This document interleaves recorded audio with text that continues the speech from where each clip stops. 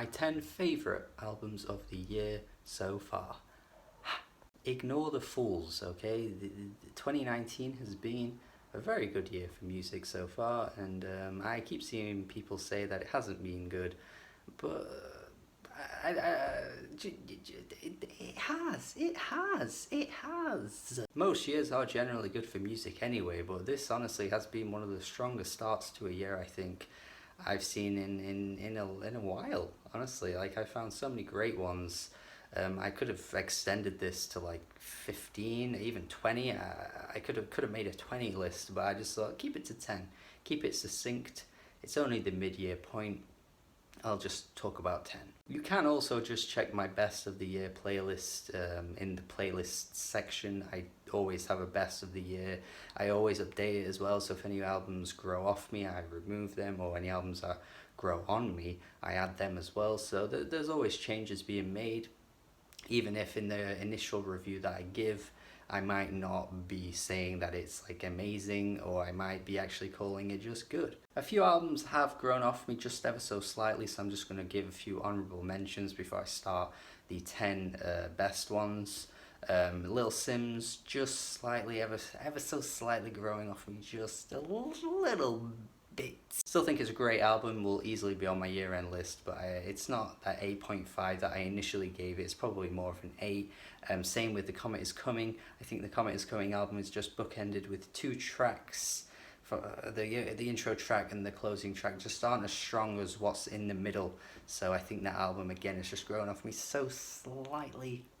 Another honourable mention is Chemical Brothers, No Geography. That album still remains the same for me.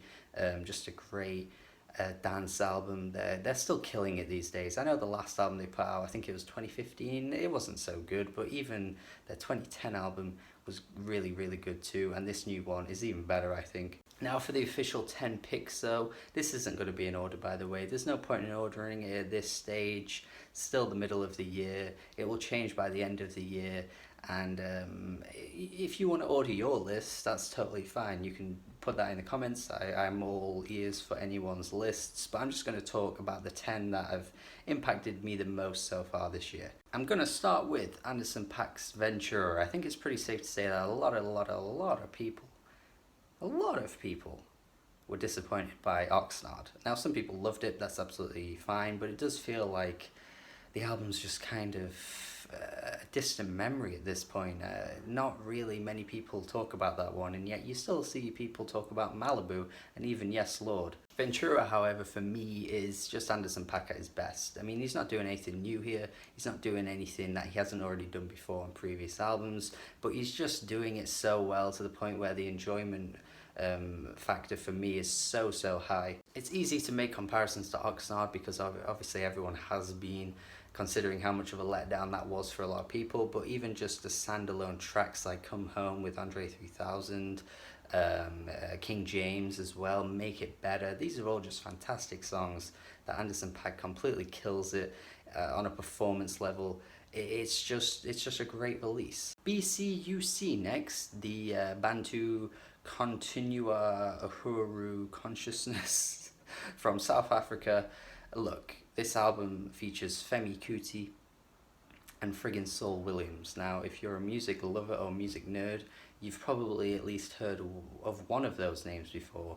And if you've heard both of those names, then you should be friggin' listening to this album. Lengthy tracks that are just bubbling with so much colour.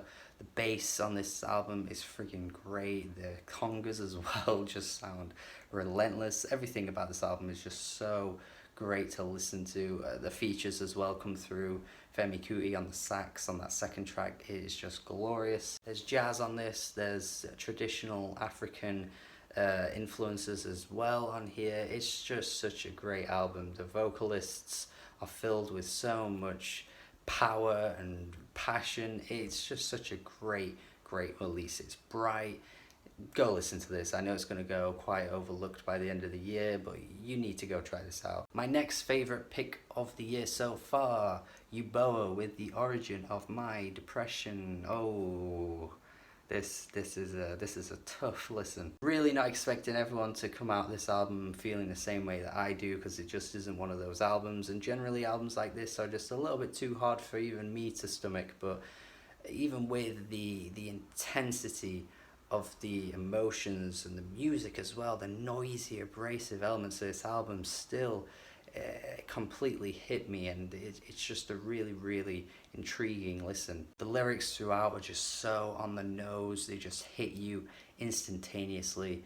It's an unbelievable listen, and it's hard as well at points. Like, there are some really dark ambient moments, and the noisy moments are really shrill. Like, it's such a blend of sounds that you can't really take it all in straight away. It just really knocks you. But it's great though. You should definitely check this out. It's not for everyone, so be wary of that, but definitely a highlight of the year so far for me. Injury Reserve next with their self-titled full-length studio debut album. They've had mixtapes in the past, but this is the one that I think has probably caught the most attention for this group. They're finally getting that attention, and people are seeing the talents of Richie, Groggs and Paak. They're just continuously taking things to the next level, especially in the production department with Paak's insane beats on tracks like Jailbreak the Tesla and Jawbreaker. They're just so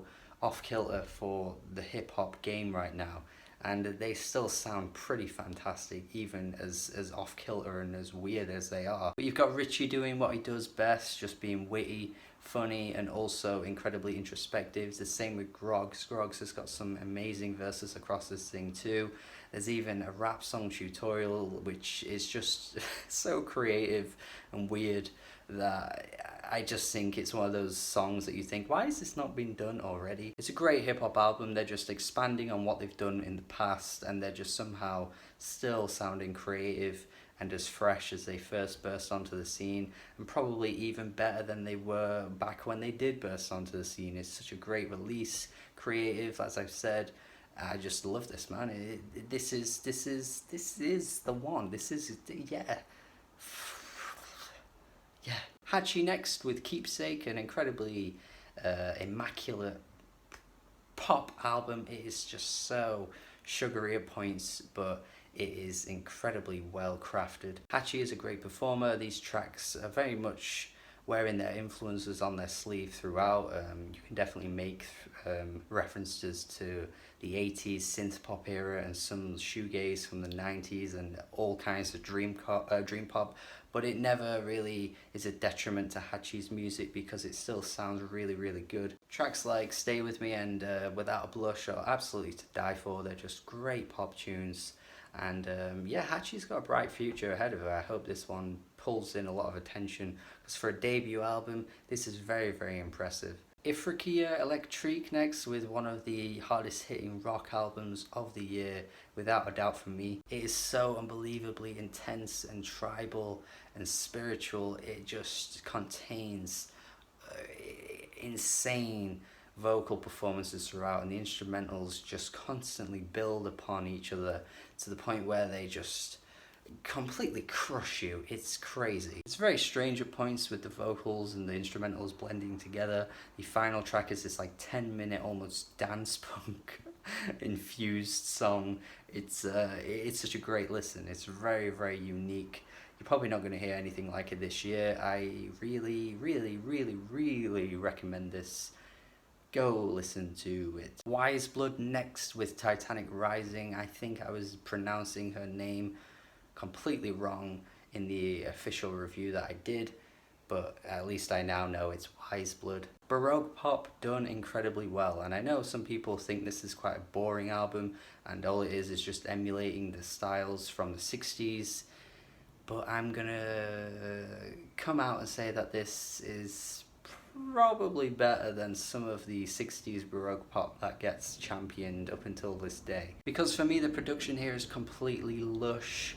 It's lavish, it's expansive, it really is just my kind of shit. It sort of reminds me at points of like No Shape by Perfume Genius, which was my album of the year for the year that came out, so of course this type of music just hits that spot for me. And how could you possibly say no to movies, dude? Come on, movies? What a freaking song that is. And Every Day is like the happiest song of the friggin' year. Well, it's just such a great album. Really, really is. Shinichiro Yokota next, hailing from Japan with this amazing deep house album. The grooves on this thing are incredibly addictive. At points it's like reminding me of some like video game 8-bit music. Definitely some influence on that there. And yeah, man, the house elements are great too. The danciness of this album is just, it's such a floor filler of an album. The first 2 tracks are killer and it just never slows down from that point. I honestly thought maybe this album will lose steam at some point, but it just never really did. And there are even 2 tracks at the end that are from 1992 and they still sound incredibly modern and fresh even today. And that's crazy. A highlight for dance music this year, I think, and I hope you go check this one out based on my recommendation too. Angelique Kidjo with her Celia Cruz covers album. Last year you may remember her doing Remain in Light by Talking Heads all in full. Well, this year she's doing Celia Cruz covers, and Celia Cruz isn't a particularly well-known artist, but these tracks are really, really good. There's a Latin influence here on this African style of music, and man, Angelique Kidjo just brings so much power to her performances. She's just such a delight to listen to. These tracks have groove, they have momentum. Honestly, it just has so much going for it, and again, it will be an album that might not make everyone's list like some of these picks here, but I just hope I'm sharing these albums for you to then go check out and enjoy them as much as me. And finally, my 10th pick for 2019 is Orchestre Univers by Labelle. I'm not exactly well versed with the style Melodia music. I have heard a few albums in the genre since finding out about this, but this is a live album and at points is incredibly breathtaking with the performances here. These tracks take directions that you do not expect, and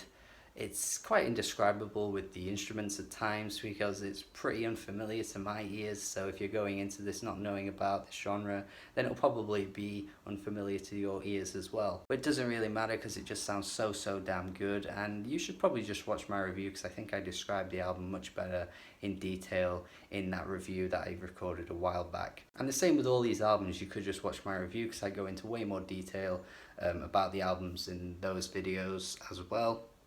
But these have just been my 10 favourites of the year so far. I hope you get some recommendations. I hope you agree with some of my picks as well. And if you don't, tell me what your picks are, that would be great. Hope you enjoyed this video. I think these are all fantastic albums. 2019, as I've already said, has so much to offer. There are only 10 picks here. I did mention a few at the start as well, but I could extend this list even further than that because it has just been such a good year, and we're only like, what, 6 months in? Man, we could get some belters for the rest of the year now. Thank you for watching. Have a good day. Tell me your picks. Share the video if you can as well. That's great. Bye. Goodbye.